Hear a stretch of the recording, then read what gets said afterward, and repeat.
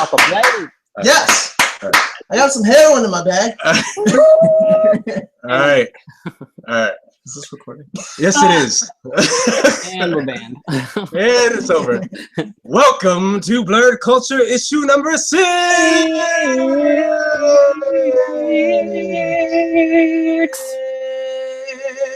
Yeah.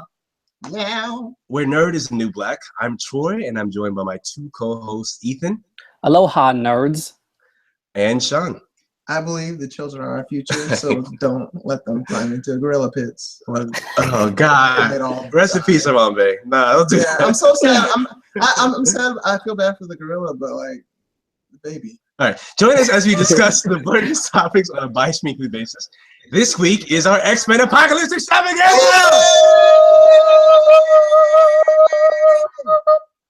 X-Men is better than everything else.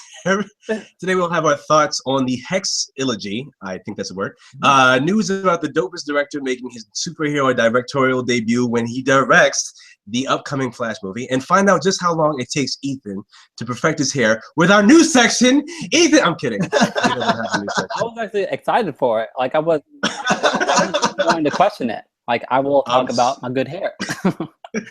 I wish I had hair. That would be it's all right. We can't all be that. Me and Ian, Ethan. I will teach you ways.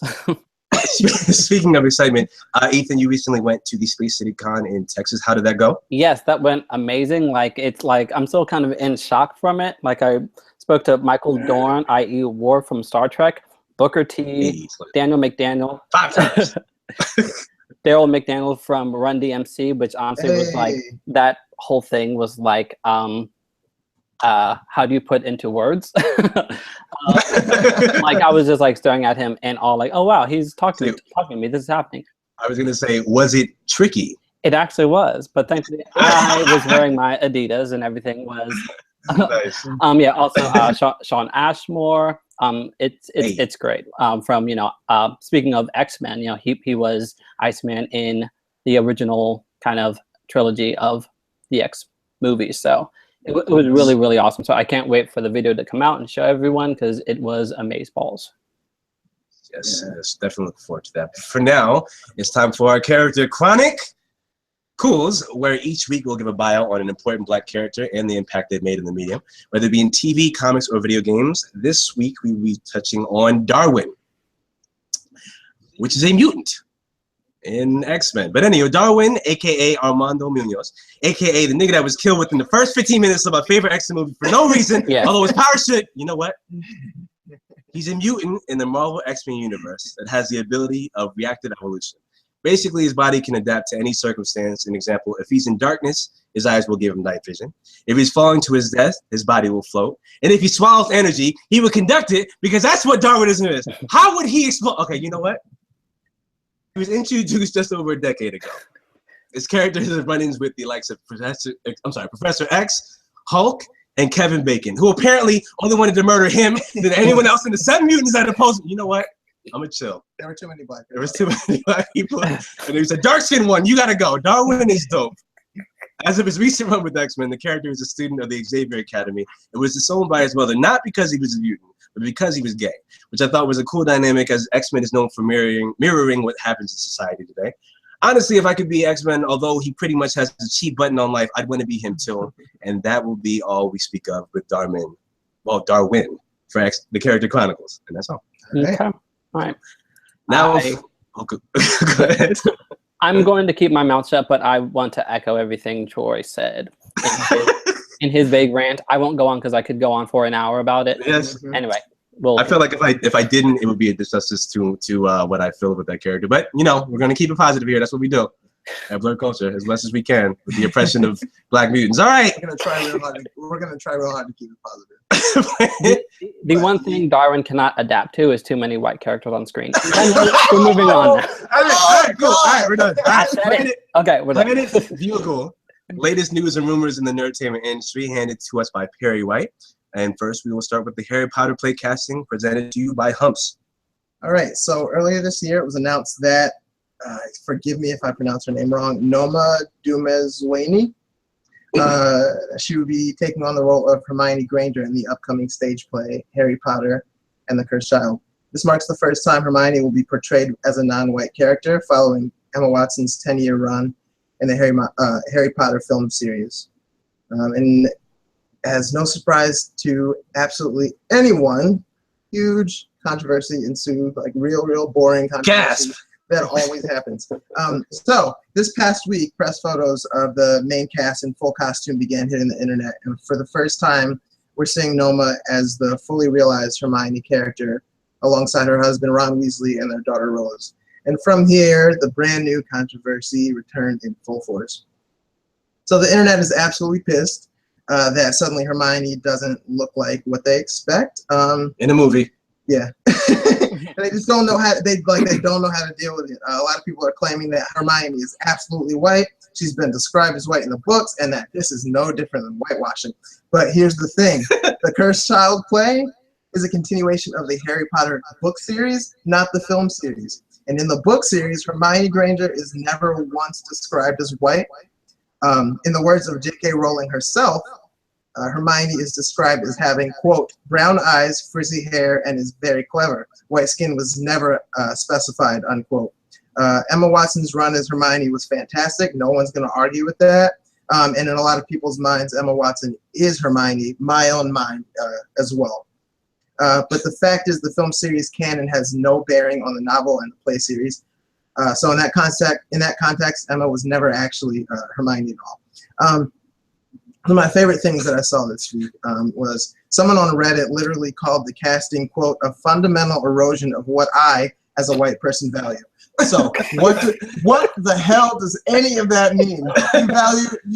It's so important to you and your white identity that Hermione be white, even though she was never really white. So it's like, I will note that all of that person's subsequent comments were deleted by moderators for what I can only assume was just a collection of just unapologetic racism. But I do respect that they just stood up in their racism. Hey, let me know you're racist so I can stay as far away as I can from you. All right, now a couple more things I want to say. Sorry, this is kind of long. I'm not saying people who prefer white Hermione are necessarily racist. Those opinions are valid.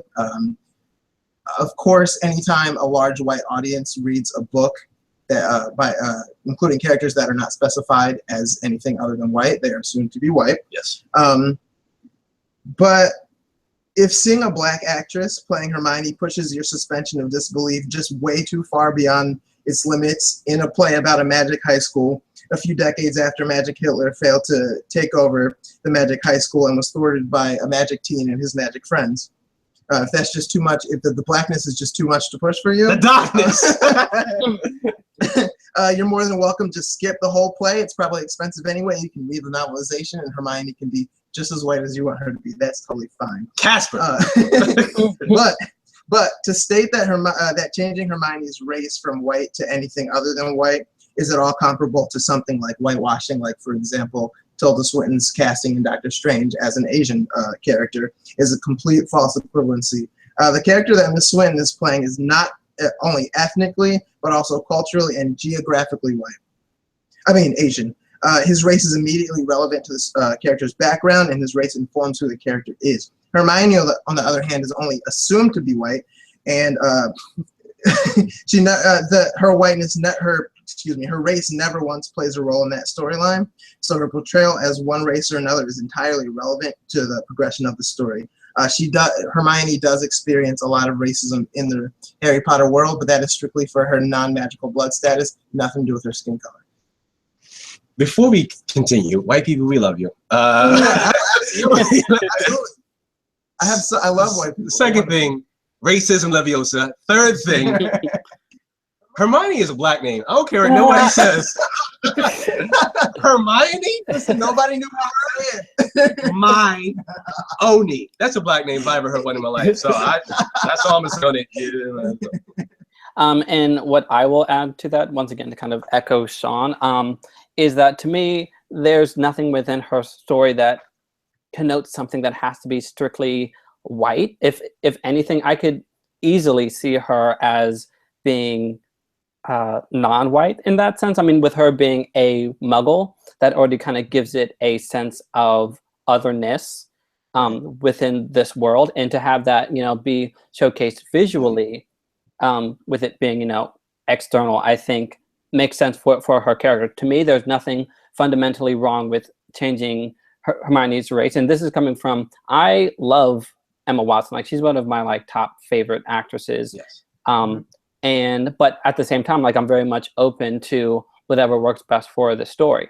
And to me, this doesn't alter anything for me personally. So that's just where I'm coming from. I have one little bit more to say. I am one of the biggest Harry Potter fans in the whole world. I couldn't be happier to see a Black actress taking the role of one of the most important characters in the entire storyline. And I will say that this is repentance for the time that they replaced Lavender Brown, who was Black in the first 5 movies, to white as soon as she became relevant. Terrible. And last thing, do you think they kind of maybe were trying to ease us into this with Hermione in the movies? Because her hair was dumb nappy in those movies. No? I mean, but the thing is, her hair was bushy, quote unquote, in the books. Hey now. I'm just saying. Okay. Anyway, that's enough. Now, I love all people. I just took the Black Panther pick out of Sean's hair. We can continue on with the rest of the show. I don't have enough hair for a pick. All right, well, moving on to Captain Marvel news. The Oscar-winning actress Brie Larson is in early talks to play Captain Marvel in the standalone film. So this definitely caused my ears to perk up. I was not that invested or interested in the Captain Marvel film. And so to then put Brie Larson possibly as the headlining ticket of this film, she, as you know, I talked about Emma Watson before. Brie Larson is one of my favorite actors. I've been watching her for years, from United States of Terror. She was in this independent film called Short Term 12, and then Room, of course, which she won the Oscar for. Scott Pilgrim. And of course, Scott Pilgrim, which was many people's introduction to Brie Larson. She's also 21 Jump Street. And 21 Jump Street. 21 Jump Street. She's, I mean, and so you can tell from her catalog of movies how kind of diverse she is. She can literally play anything. So even though this is somewhat new territory for it to be a superhero film, like what she can bring to this, to me, is on par with what you would expect.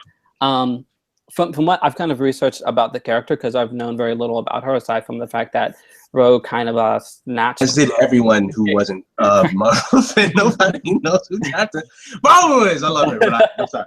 Yeah. But perhaps with Brie Larson, you know, and kind of causing such a stir that, you know, people will get to know this character better, because even as I was looking up her history, I did find her more compelling than I originally thought. She seems very self-possessed and capable. There's a possible military background. It's this interesting thing where, like, when Rogue stole her powers, like, Professor X gave them back to her, but then she didn't have the feelings attached to them, which to me is a very, like, powerful thing to think about, and it would be like a blast to write. So I'm not quite sure how much, you know, they'll probably add into this Captain Marvel story and how much they're going to change. But I personally think it would be cool if they really kind of went into some heavy material, like Captain Marvel has dealt with alcoholism, and that's something that I feel like most actors wouldn't be able to pull off convincingly, especially in a superhero film. But with Brie Larson's track record and her phenomenal acting range, it would be, to me, like, easy for her to do this role. So I am super excited, and I'm truly hoping that she gets this, because, like, I want to be excited for this, and it's essentially going to take a Brie Larson to get me there. So, yeah. I will say, if any movie needs an origin story, it's this movie, because I don't know. I don't know what her powers are. I don't know what she look. I mean, I know what she looks like, but I would need, like, every single bit of info on this character, because her powers are basically rogues from the X-Men animated series. So flight and strength. I mean, basically, most of the time. That's her most basic power. So she's Wonder Woman. She's probably not as powerful as Wonder Woman. Okay, nobody's as powerful as Wonder Woman. That's fair.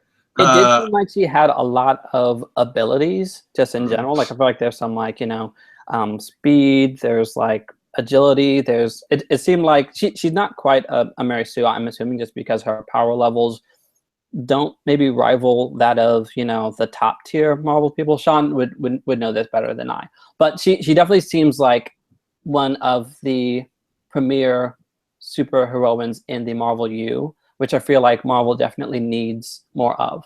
Oh yeah, for and sure. that kind of highlights the fact that Marvel is so bad about having superstar female superheroes, other than Storm and Jean Grey, and maybe Kitty Pryde, Shadowcat, maybe Emma Frost. They don't have a whole lot of notable female characters. Literally just X-Men. It's just that's, you name. That's what I'm saying. At all. They're so bad about that. It's so mind-blowing. Hilarious. But no, I mean, I'm still waiting to hear who they grab as a director for this thing, because that's honestly what makes it. I mean, Brie Larson can pull a great movie out of anything with her skill alone, but I'm obviously, like with this news, I still just gotta wait for the director, and I was expecting them for them to officially announce it today, but obviously, like, she's like the head person that they want to grab for this movie, so we'll see. And I also feel like she wouldn't really attach her name to a project that she doesn't believe in. She's not just going to do something for a paycheck. So it'll be like fine print in terms of, like, all in all, it's still Captain Marvel. So how big of a paycheck would? All right, I'm sorry. I mean, all I can say is nobody knew what Guardians of the Galaxy was. True. And then now it's one of the biggest superhero films of all time. It's true. It's true. Is that supposed to?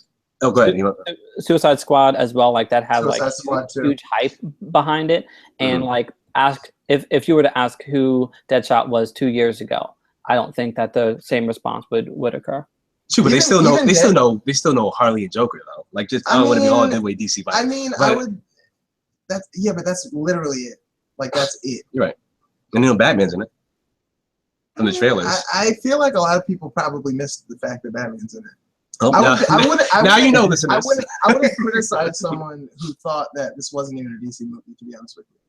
No, you're right. I guess. Well, no, yeah. Anyway, we're not talking about. We're not talking about DC. This is Marvel. Sorry. So hopefully, you know, Brie Larson gets this Captain Marvel role, so I can go out to the theaters and see it. So yeah. So we'll see. All right, now for a new Flash news, the movie, you guys.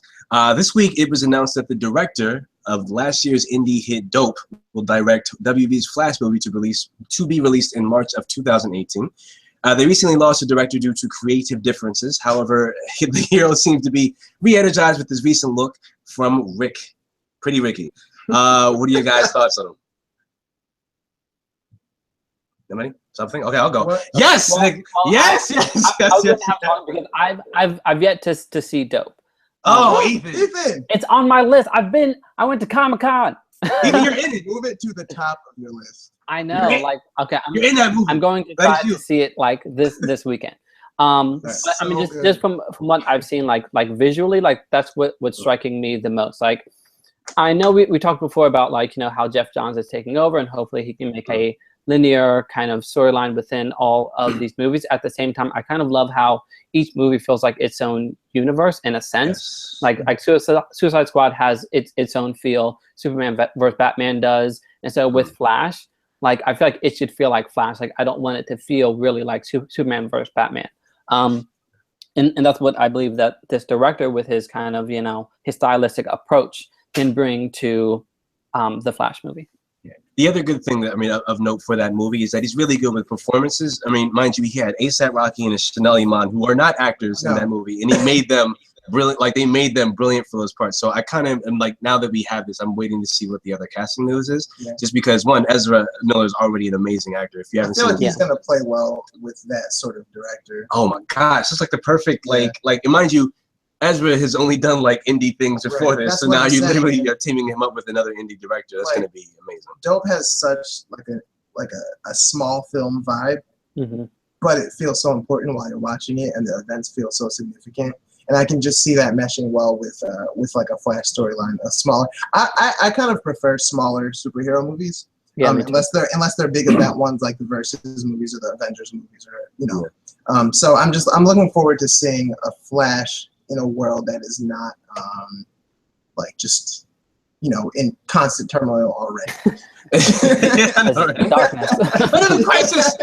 And also, it's important to note that this director is a black director, so we're getting a black director directing a sci-fi superhero film, basically, with a big budget. So we can literally have 2 for 2 now.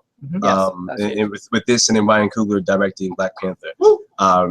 So just man, just keep at it, man. It's like this. That was like literally I found this out yesterday, and this was my favorite news of the week. Superhero news, anyway.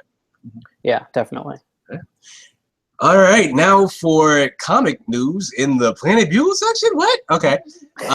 If you were enthralled with the news of Captain America's betrayal of the Faniverse, that is Marvel, you may have missed the DC Rebirth, which revealed the return of young Wally West, aka Lil Flash, the original Kid Flash, the return of Lois Lane and their new son, as well as the big reveal that Watchmen are officially a part of the DCU. Jeff Johns wrote this story as a kind of a bittersweet temporary goodbye as he goes to head the DC Films department, and he could not have left on better terms. The book was amazing. Also happened in the book, they reintroduced Aqualad. It's a very short moment, and he's gay now, which is kind of cool. They also showed Aquaman getting married to Mara. It's also revealed. Big news! I didn't get to tell y'all the other day. Wonder Woman is revealed to have a twin brother named Jason. And they're going to dig into that as well. Okay. So Jason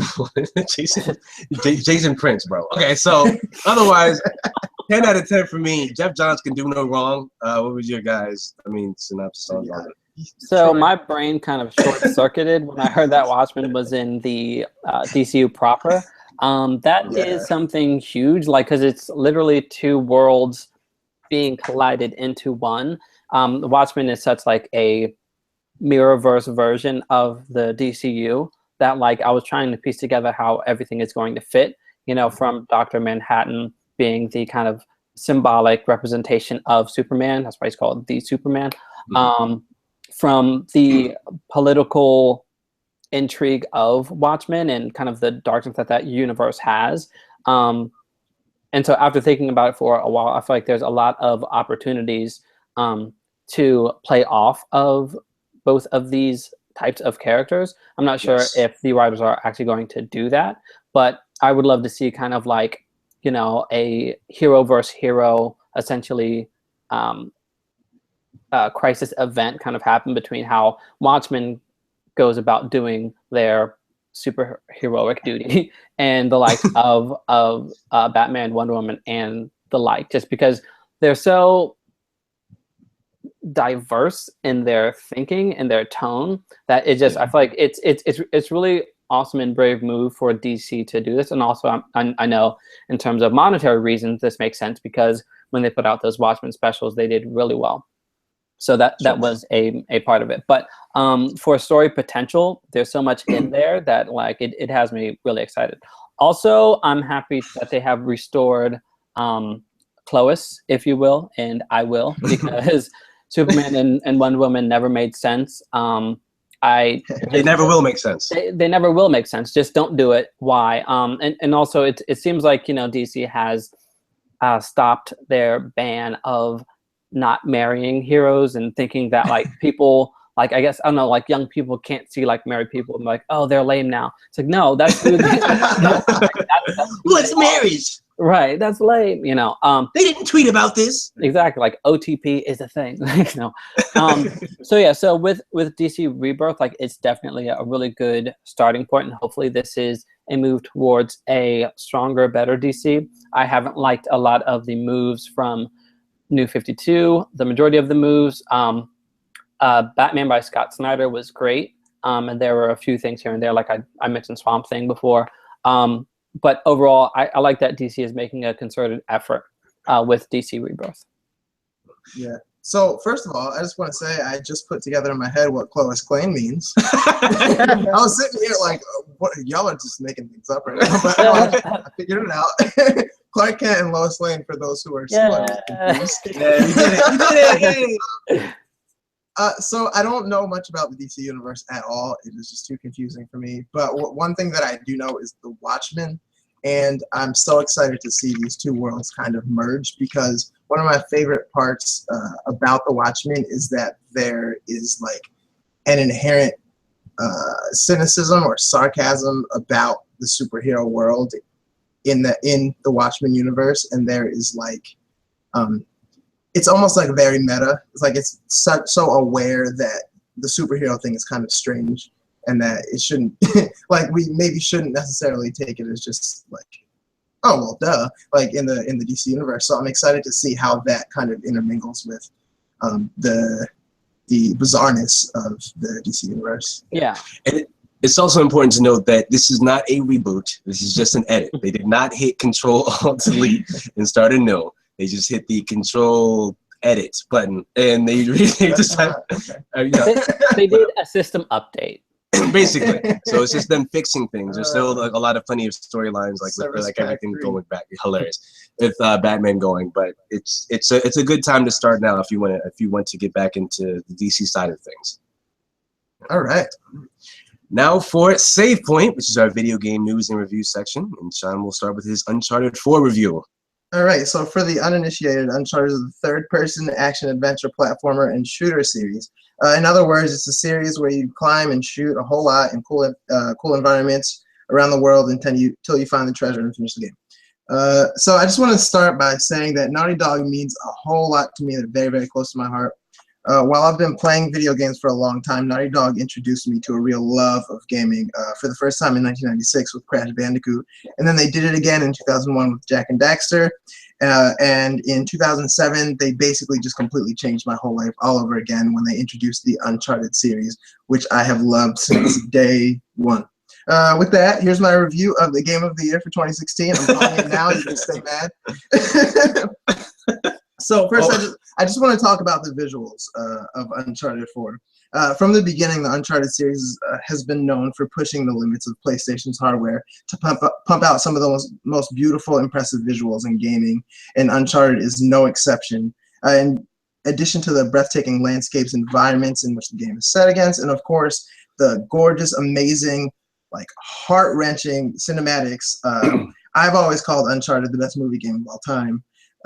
Naughty Dog went above and beyond with their attention to detail to make the world feel alive. I was actually most impressed by like the tiniest details that probably didn't need to be there at all, but just added to the realism if for some reason you happen to notice it. So things like water spots on sink faucets, which like for what? But also that's amazing.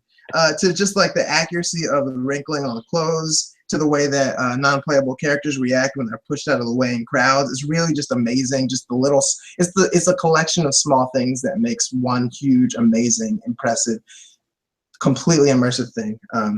So this game is just gorgeous, and there's no better I can say about it. On the gameplay front, it's of course always strong, smooth gameplay. The platforming elements are present as usual, but I'd say they are probably more important this time around than combat. Typically, it's very combat heavy with some platforming in between. I think that kind of switched places this time around, especially with Nate's two new climbing tools at his disposal that just make it even more fun and exciting. Troy really loves swinging around on ropes. That was fun. And in the video game too.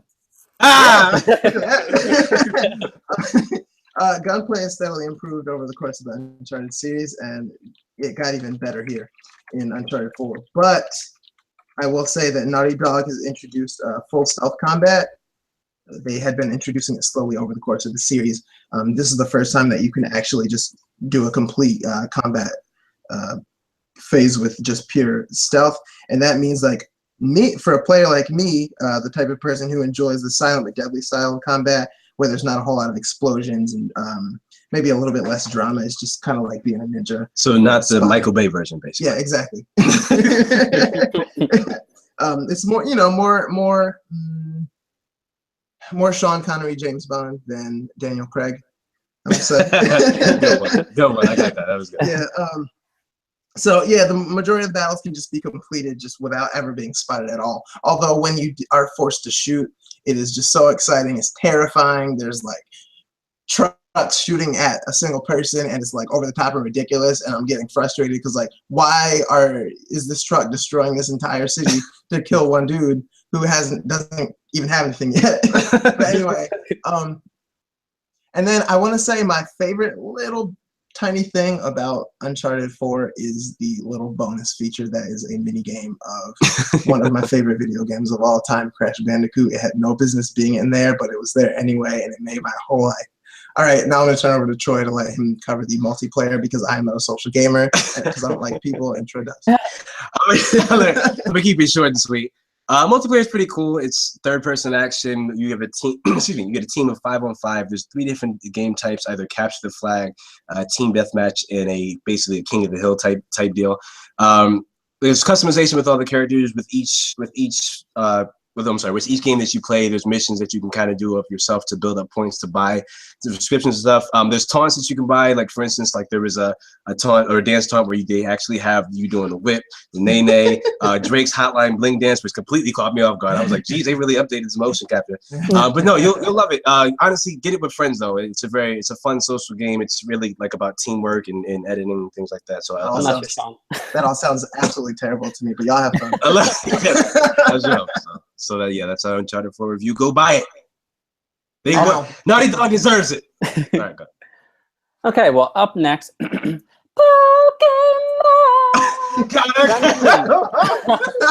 It's back. It is back. Never miss an episode. So the official release date is November 18, 2016. It's the next generation of RPG for the Pokemon games. Over the past month, last month, they released a trailer showing off the starter Pokemon, and then just a couple days ago, they showed off the Alola region. Technically, it is a group of 4 islands based off of Hawaii. What's really great about the gameplay footage that they showed is that it looks quite more expansive with wider areas throughout the trailer.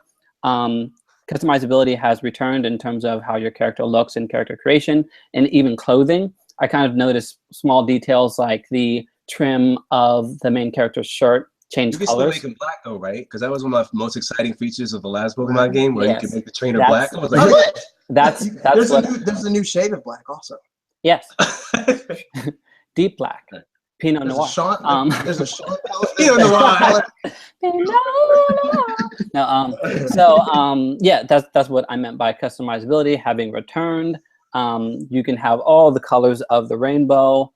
Also for clothing, like I'm really hoping that you'll get into the different details, like being able to change the trim and even perhaps the length of certain things. Just based off of the trailer, nothing being said, but just me like watching it 10,000 times. It looks like there are different variations of the same type of clothing material. Unlike last time where you kind of have like one hoodie jacket that's green with like a Pokeball hoodie, where it's like, what if I want that in blue or mauve? Yes. Shut up. The Mauve Avenger from Hey Arnold. Yeah. The character models also look less cartoony. Their heads are like less chibi and more kind of proportionate to their actual body. The 3 starters aforementioned are Rowlet, which is a owl grass flying type Pokemon. Litten, who looks the coolest. He is a fire. It's lit. He's lit 10. Then Poplio, who is like this water seal. I'm a little upset just because he does not. Like an Italian stereotypical name. Yeah, Poplio. He does not look the coolest, and like I have a thing of always choosing the water Pokemon. Same. And I really like everyone was going crazy over Litten, and people were just like stepping on Poplio. I'm like, you don't know his final evolved form. Like, give him a chance. Yeah. Because I was gonna say the same thing happened with Greninja. Like, I hated that Frogger thingy at the end of his stuff. Like, he was the coolest looking one out of that happens a lot with water Pokemon. They start out kind of lame and then just like turn into except for Squirtle. Yeah, I mean, Wartortle is honestly my favorite Pokemon of all time. Yeah. Blastoise is ugly. Blastoise is he's kind of big. Also, they released the legendary Pokemon names. One is Solgaleo, the lion which is a psychic / steel, which is a really interesting combination. Also, Lunala from the Moonbox, and that is a psychic type and ghost type. What I find interesting about them is that they feel almost like Yu-Gi-Oh! Like they just feel very like extra. You know what I mean? Like it's just a lot to them. There's a lot going on. It's a lot to look at. It's just a lot. I feel like that sort of defines the newer Pokemon style, though. It's like they're a lot less simple, a lot less minimal, a lot more like designed.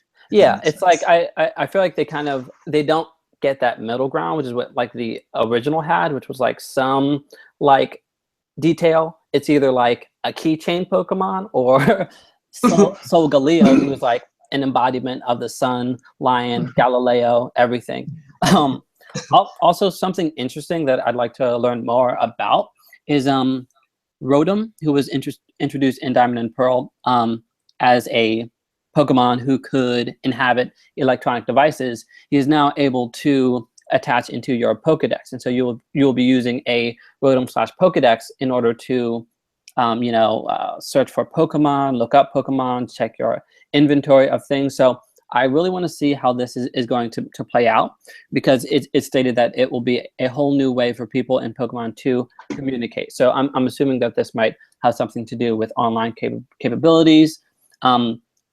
Also with Omega Ruby, that was the first introduction to being able to detect which wild Pokemon are nearby and seeing their stats, their nature. So I'm wondering if that's going to be kept through into Pokemon Sun and Moon. So it definitely raised more questions than it answered, but I actually found that as the biggest surprise and also the most interesting note of the latest trailer. Cool. All right. Breathe, Ethan. I love Pokemon. Yeah. All right.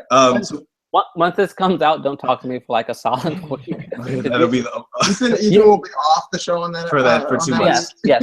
You will have to get the game and contact me via online capability in order to contact me. Like, where are you? Okay. Last thing I wanted to mention in the save point section, I just remembered this and I wanted to put this in the film. So yesterday it was announced that Sims 4. There's a big, us here at Blerd Culture are big supporters of the LGBT community, and it was just announced that yesterday that Sims 4 will have every gender will be able to wear whatever clothes they want, and this is the first time they've ever been able to do that in this.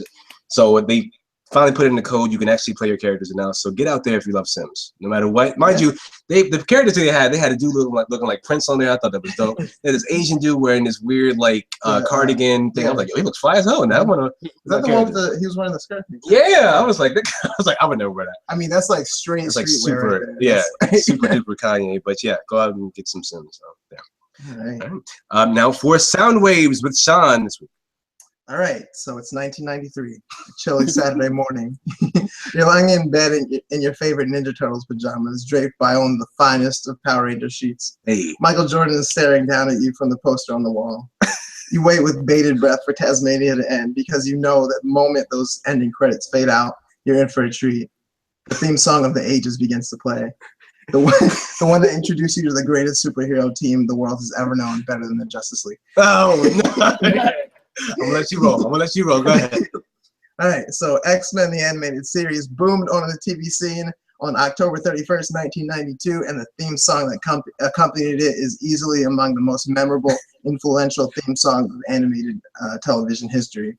The song was composed by Ron Wasserman, also known for the similarly legendary theme song and scoring for the Mighty Morphin Power Rangers, as well as other 90s fan favorites like Sweet Valley High, VR Troopers, and the Saban dub of Dragon Ball Z. So, the theme song for X-Men the Animated Series was absolutely perfect for the show to which it belonged.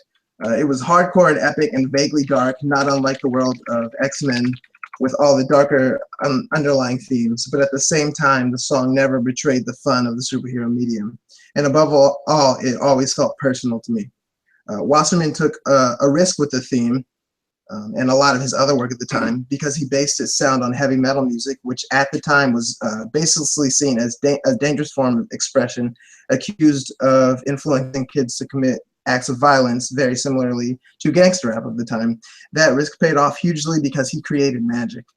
Cartoons of the 90s were special and, for me, formative, because they rarely spoke down to their youthful audiences, willing to confront us with serious themes that were relevant to the real, not so perfect world around us, and trusted that we would be able to cope with those realities as long as they were presented in a cool, fun, exciting, superpowered way that we could understand.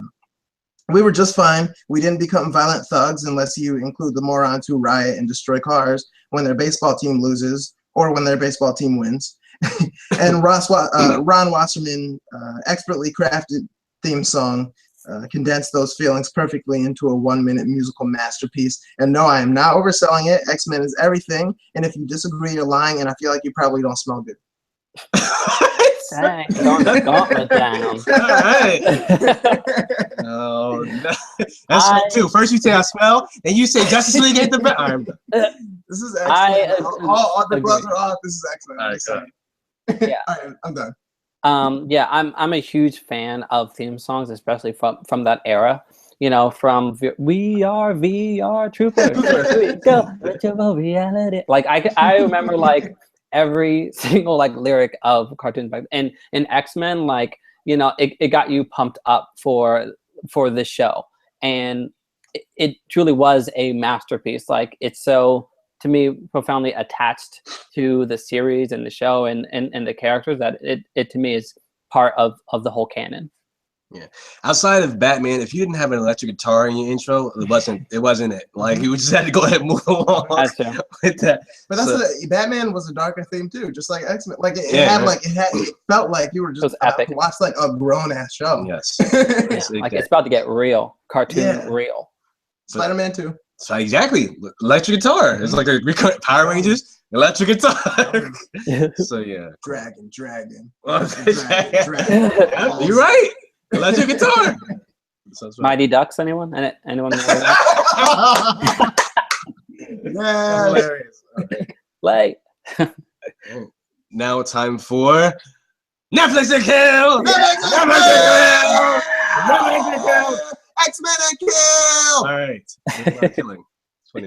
Our reviews of recent movies and TV. We will be talking about X-Men Apocalypse. This will be our spoiler-free section in the beginning and non-spoiler-free at the end. We will give you warning beforehand, and Ethan will lead. X-Men Apocalypse. It was a very good film. I really, really enjoyed it. Probably even more than I thought that I would.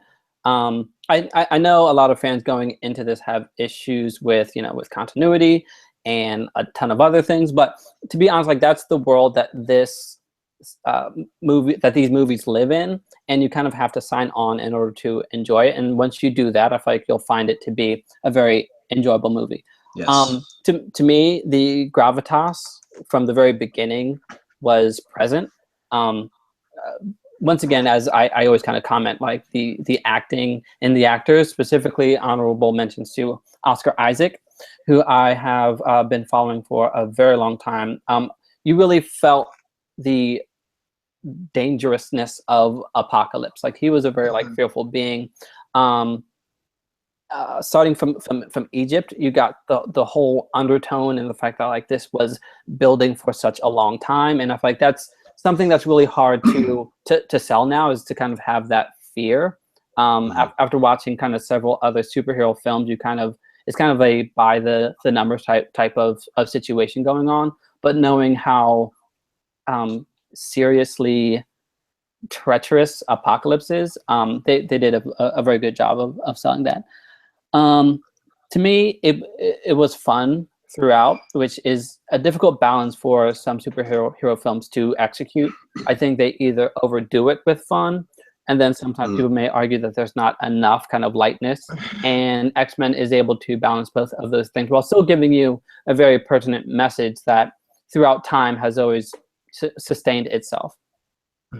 For any kind of negative things, I would probably, it would have to be more spoiler oriented, because it's more specific than that. But to me, definitely the good outweighed the bad. There was action sequences which were great. Once again, the acting, and I will go on record as saying that I prefer this over Civil War. Okay, so here's my thing. So I will say, with this movie, I feel like this is the first movie Bryan Singer has wanted to make in like a while. Like, Days of Future Past felt like a big undo button for X-Men 3, and he was like, I can't make X-Men Apocalypse unless I make Days of Future Past. So that whole vibe of like you said, the comedic vibe, and then the coming together story, and then making a proper villain to be fearful of, and making it like, I loved how, my favorite thing about this movie is that it's so linear. It's like literally you build a team. There's a big villain. You have to fight the big villain at the end. There's a big fight at the end. End of the movie. Bow. Nothing else. There's nothing else that I don't need no other crazy conflicts between the characters or anything. Just build this team because you only got 2 hours to do it. And then do that. Like the rest of the stuff where they got to do all this other character exposition stuff, make that into a Netflix series. But what they did with this one, like an epic movie to me. Yeah. Yeah.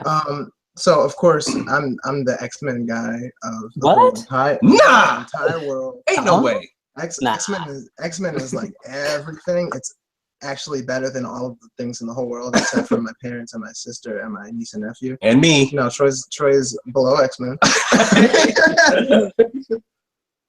This movie felt like a proper follow-up to Days of Future Past. It felt appropriately big where it needed to, but it also felt it didn't feel like it was getting ahead of itself. It didn't feel like it was too big for the story that it was trying to tell.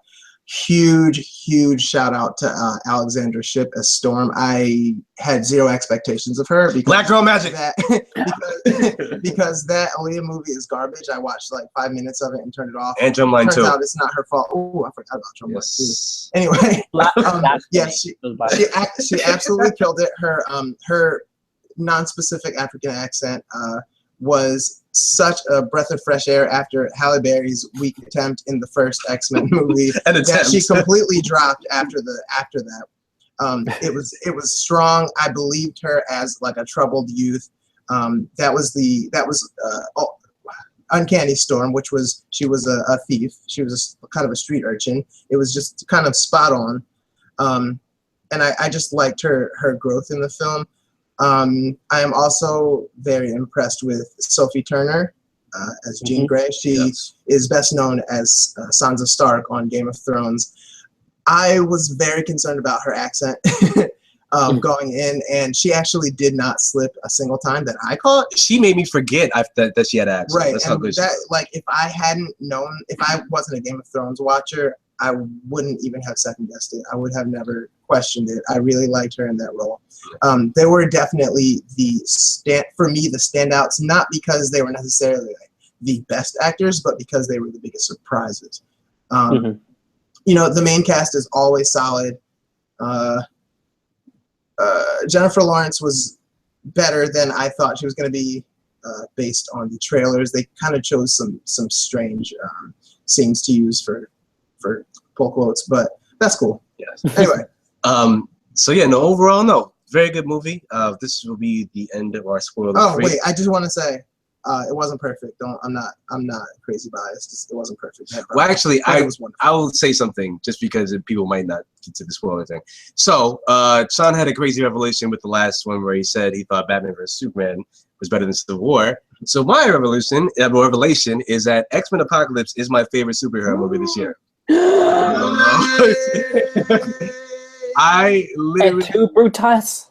And I'm supposed to be the, like the heavy, like I'm waiting for BBS from life, but like this one is when I got out the theater, I could take a deep breath and just was like, I don't have to argue with anyone about this movie at all. I did also go into the movie with like zero expectations, which I kind of wish I could do that with every other movie. Same reason I enjoyed Batman vs Superman so much. I had no expectations. So, but no, X-Men Apocalypse to me, I'm gonna watch it again. I was supposed to see it again like Wednesday, but I'm gonna watch it again just to re-solidify it. But it's my favorite superhero movie this year. Yeah, and again, I just want to repeat, I love X-Men, and because I love X-Men, I am going to be more critical of this movie than I am of either the Avengers, Captain America, Civil War, or Batman vs Superman. So, yeah. And last thing before we get to spoilers, it's not my favorite X-Men movie though. First Class is still my favorite. Oh, ditto. But yes.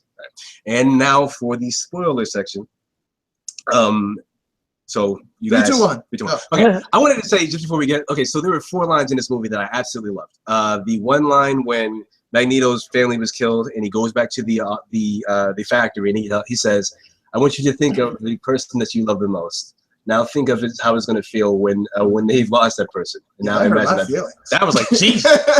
Second line. Second line was when Jennifer Lawrence said, just because a war isn't going on doesn't mean that there's peace. I was like, oh, that's powerful. Third line was when Moira McTaggart said the line about the four horsemen of apocalypse were followed by Apocalypse, and then Havoc goes, oh, he got that from the Bible, and she goes, oh no, the Bible got it from him. Yeah, like, Jesus. And then my favorite line, which is like a rap bar to me, was when Apocalypse takes the missiles out of the ground and throws them all into the sky, and he goes, you can pull the bows back as long as you want and shoot your arrows into the sky, but they will never reach God. And I was like, Jesus! Yeah, because he referenced a biblical story, which was the Tower of Babylon, which is what they created in order to reach the heavens and essentially take down God. So that's why that even had a more profound sense to it. Right, and I just want to say everything that Troy just mentioned is genius writing, because the number one thing about X-Men, the thing that it does better than anything else, is it tells stories about the real world in a fantastical way. Yes. It has always been about reality with powers, and every single line that Troy just mentioned is just touching on reality in a way that's why it kind of hits you, that it's like, whoa, you just really like told me something. You can say whatever you want about this movie, but that dialogue in that movie was, man, look, that movie, like, there wasn't, like, the jokes were where they needed to be, the seriousness was where it needed to be, the character acting was where it needed to be. Jubilee was not where she needed to be, because she was hanging out with the main crew, and they made it seem like she was going to be just all up in the movie, and we were finally going to see her powers, and then they're like, oh, no, wait, she just conveniently fell down with everybody else. She wasn't behind the rock, because why? Why isn't she with her friends? Well, that's cool. She can go to the mall, but if she is not in this next movie with her powers, I am going to be so mad. And they got deleted scenes. Swear to you, huh? You know they got deleted scenes. They had a deleted scene in X2 where they showed her the awakening of her powers, and then they're like, no, let's just not do that. All right. I mean, but the movie's time was like 2 hours and some or whatever, so they were probably like, okay, maybe we can dial down this Jubilee scene, being that she's not going to be with them. And the climax scene was a solid 45 minutes, because I remember I had to pee, and I had to pee real bad, and it physically hurt my stomach, and I was nervous, and like my bladder was going to burst in my body, but I couldn't leave because this final fight scene was amazing, and it was the farthest thing from a letdown. So often the big final fight is cut down just so short, and it feels anticlimactic. This one kept going and going and going, and it was like an episode of X-Men the animated series, when there's this epic fight where it was just like it just felt complete, and it felt finished, and it felt like Apocalypse was hard to take down, because he was hard to take down. Yes. Like to me, like, this feeling is what I kind of wanted or hoped for Civil War, in terms of, like, you have all these people with powers, and like it should be this exciting like confrontation, and X-Men was able to pull it off in a way that Civil War just wasn't. Like, Civil War was great at the hand-to-hand, like, in the environment situation, but when it comes to Ant-Man Vision, like, to be honest, like it was good. But like compared to X-Men, like it to me pales in comparison. Yes, and then that Quicksilver scene, man. Oh God! As soon as the thing here, let me no. I'm such a Quicksilver fan.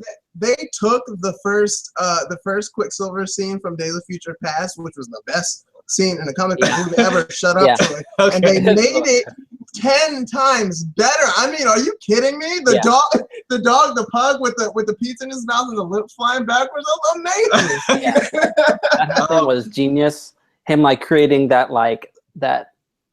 catch. The net with the blankets. And catching all the kids.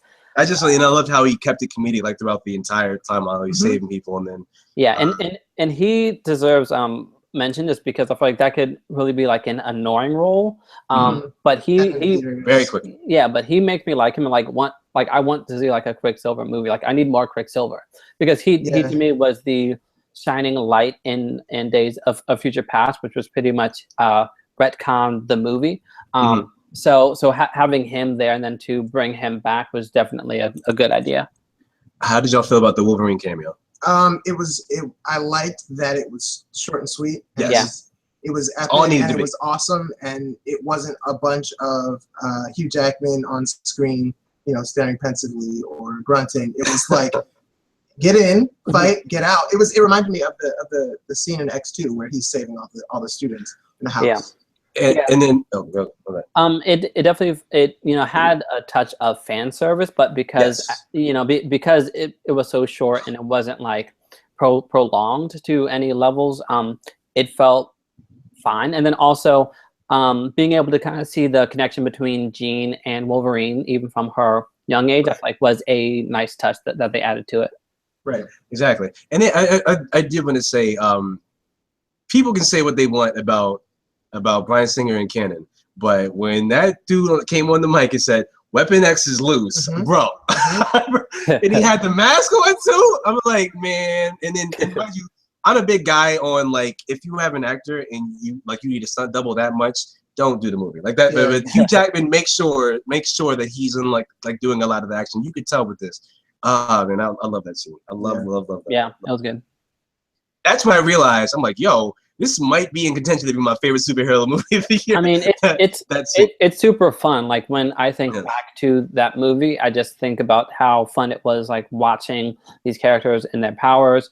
And to me, I wouldn't say it's the best superhero film of this year because it's to me still Superman vs. Batman, but it is the most fun that I've had in the theater all year. I'll say that.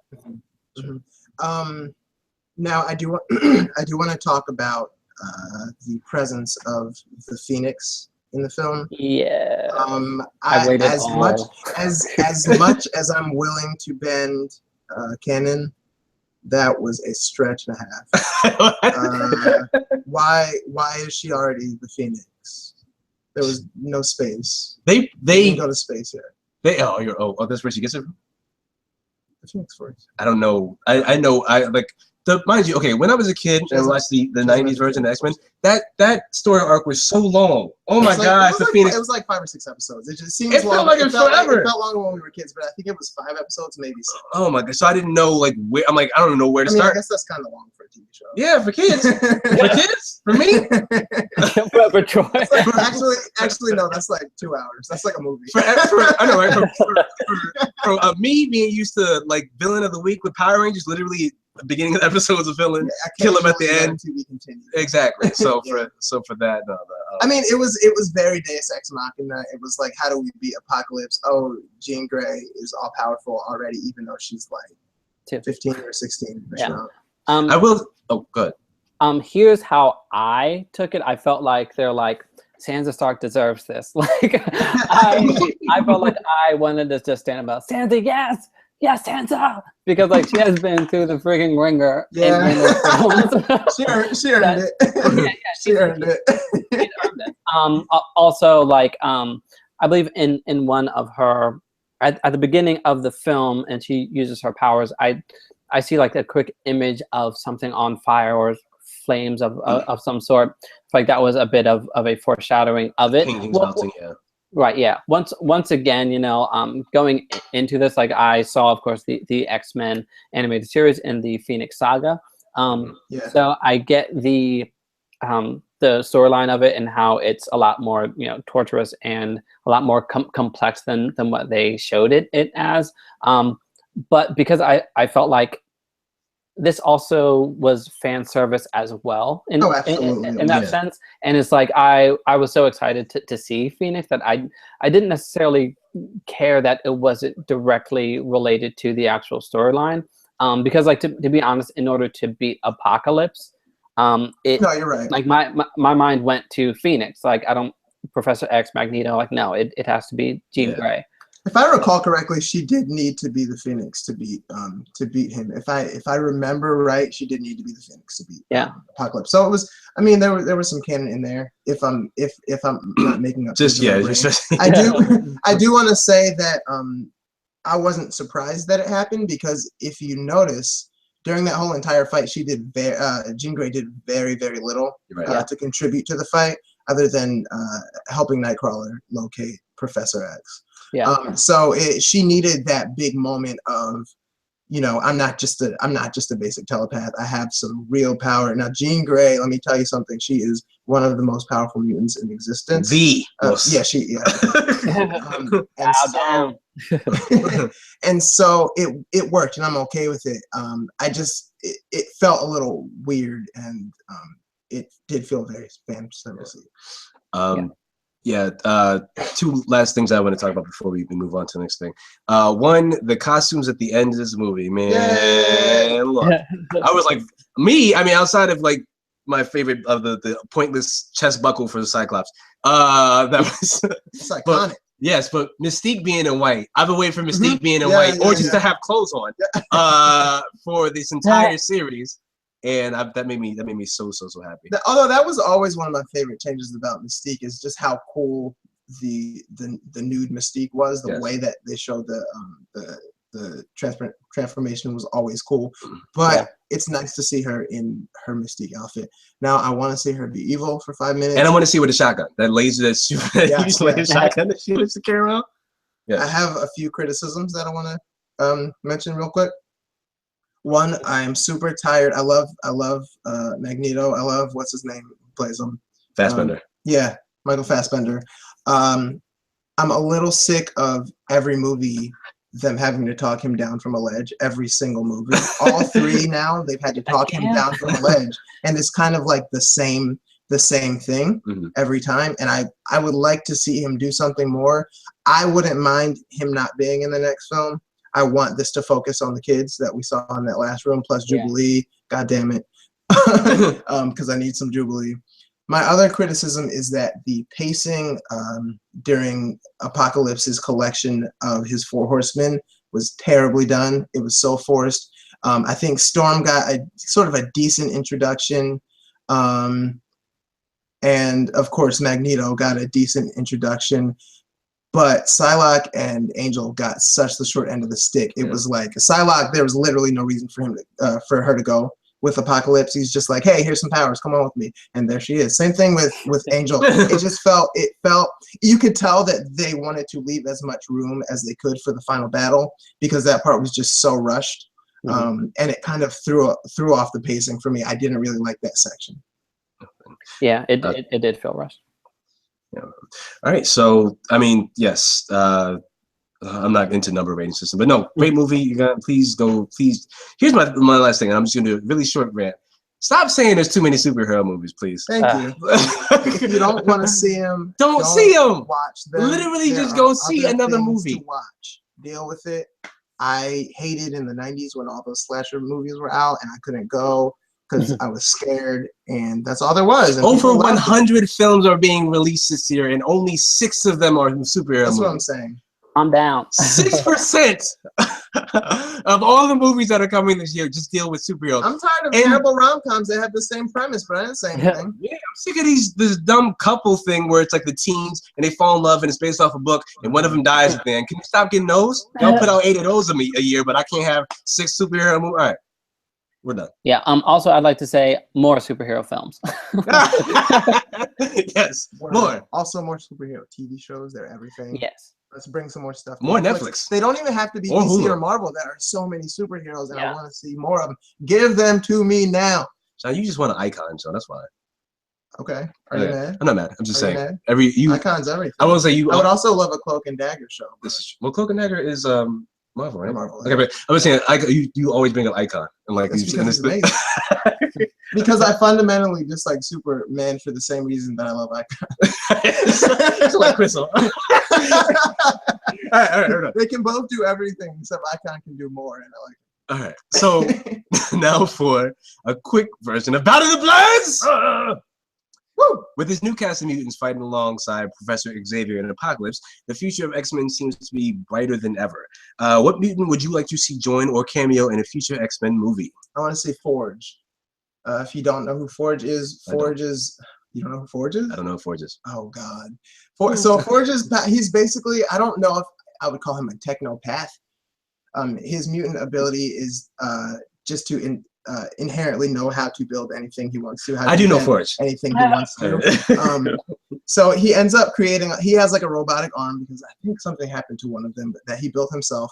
He creates a lot of really cool guns, and he's very intelligent. He helps. He tends to play more of a background role, sort of like Oracle in Batman. Okay, yeah. Only he does hit the field sometimes. But one of the biggest reasons I want to see him is because Forge is a Native American character, and I am always here for more representation. X-Men is sort of lacking on the diversity thing, and I want to see a character like Forge who is unique. He's different, and he's not the typical, you know, everybody knows him. I want to see a new character introduced, and I want it to be Forge. He's awesome. I love him. Cool guy. So can we pick villains, or does it have to be like X-Men? Yeah, go ahead. That's fine. That's fine. I'm gonna go with Onslaught. Hey. I remembers him from, I believe, what was it, Capcom vs. Marvel, some 2D fighting game. Because like my knowledge of him actually like within comic books or even the animated series, which I don't think he appeared in, is limited. But knowing that he is, from what I understand, both Professor X and Apocalypse, it would seem like the next logical step in terms of the next baddie for them to face. So, I will go with Onslaught. I like it. I want Sunfire. Ooh. Put it out. So, only reason why I know about Sunfire is because when I was young, Sean Yosef let me borrow his comic book, and I lost it. And in this book, I lost my Saba sword from the White Ranger. I didn't lose that. Yes, you did. You're lying. Go ahead. Getting real, y'all. So I lost it, and I found it. I gave it back to him. But Sunfire is a Japanese. Was basically a Japanese X-Men. He's basically a superhero in Japan. He can fly, and he can shoot flames, and he knows martial arts. And he's the dopest. Like when I was a kid, I ate all that up, man. Like martial arts, flying, and fire, bro. And his outfit was the dopest looking outfit. He literally had the Morning Star emblazoned across his chest. I thought he was cool. He had like this whole samurai code about being a hero. He didn't like any of the other X-Men like helping him, kind of like a Batman type thing where he didn't want no help. I can do this on this is Japan. This is my territory. This is Gotham. This is like it was like that type of thing. But no, Sunfire would be dope. They need a Japanese. Sunfire is the type of character that could do well on Netflix. Oh, Sunfire. Oh, that would be so dope. All right, no. Or Legion. Well, if you're about the Legion thing that they're doing, but yeah. All right. So, oh wait, actually, I did want to say something about yours, Onslaught. Even the only reason why I disagree with Onslaught is because I don't want another huge world-ending villain. Because literally, all these X-Men movies are like, it's the end of the world. Like, I would like a smaller component. Now, if he was like as an extra credit scene at the end of one of the movies, and then leads to that, and I feel like for their next movie, tone it down, like bring it down, you guys. I'm expecting a smaller, more street-level movie for the next one. Yeah, I hope so. But no, I mean, I like that. Onslaught, Ethan, I love it. I like him though. I just. Like literally the end of the world premise for these superhero movies. If anyone wants to have a fatigue about superheroes, then I could see that being their excuse. Them putting, they always got someone trying to kill the end of the world like that. But yeah, but I like that. Okay, fine. Then Morph. I remember like as a kid, for some reason I hated him, and like not like a typical like oh he's a villain. Like wasn't his costume like reminiscent of Cyclops? It was very similar. He wasn't. He was initially an X-Man, but he was extremely unlikable. He was like a weasel type character. He was hard to like. So yeah, that pissed me off. I remember a storyline where Mystique met Morph, and she was like jealous that she couldn't change into him. So she tried to change into a chair and broke her like bones. Right. Yeah. That's the difference between Morph and Mystique is that technically he's more powerful than her because he can turn into anything. Yeah. Mystique has to turn into an approximation of a human. Yes, exactly. So cool. But if you like, yes, if you guys want to put your suggestions as to who you would like to meet in these X-Men movies, please join us on our Facebook group. We are open for discussion. We will respond to everything there. And yeah, we love you. You're beautiful. I love you all. All right, so. Signing off. Remember to follow us on Twitter, Instagram, Tumblr. Like us on Facebook and rate our show on iTunes, if you will. Look us up on YouTube as well. Ethan's going to start putting up his convention stuff. I'm going to the Awesome Con tomorrow. Well, actually, this will be put out tomorrow. So today, which is a comic convention in DC. I'm going to be putting up videos there myself. We're going to be posting. Let me make sure that. Also, side note. through the show. Well, this is kind of weird to put at the end of the show. I should probably do it, but check the description for timestamps in the future of our shows. In the description of whatever platform you're looking this on, bro. If you find something that you're not into, whether it be long rants about Pokemon or Black Hermione Black Hermione, you could skip ahead. Please just skip ahead. Anything I say. These are all things. Otherwise, we will be back with issue number 7, which is our E3 extravaganza. So this is Troy signing off. Aloha, friends. This is Ethan, and that's goodbye in Hawaiian. Switch it up on him. And I'm Sean. I just want to say I buried my uncle last weekend. Stanley is a wonderful guy. He contributed hugely to my absolutely amazing childhood. He showed me the first Chucky movie, which scared the crap out of me, and I will never forget it. You are awesome. I love you, and I will see you again one day. All right, bye. Peace. Political drop. Later.